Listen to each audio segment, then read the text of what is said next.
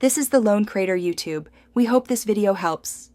Start by parking on level ground and engaging the parking brake. Open the hood and prop it securely. Use a 10 mm socket, flathead screwdriver, and H11 replacement bulb, plus work gloves and eye protection. Disconnect the negative battery terminal before you start to avoid short circuits. Gather a flashlight, a small tray for fasteners, and a marker to note orientation. Allow 30 minutes for the job if this is your first time, and consult your owner manual for model-specific differences. With the battery disconnected, locate the headlight assembly access. On many Impreza models, remove the airbox or wheel well liner to reach the rear of the lamp.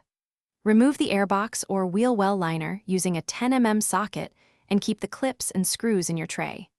Undo the 2 retaining bolts holding the headlight assembly and carefully slide the assembly forward just enough to access the bulb. Unplug the electrical connector and release the clip securing the bulb harness before twisting out the bulb.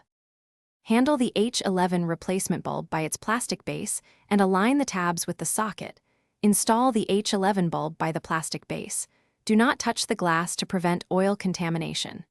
Insert and rotate the bulb into the headlight housing until it locks, then reconnect the electrical connector and clip.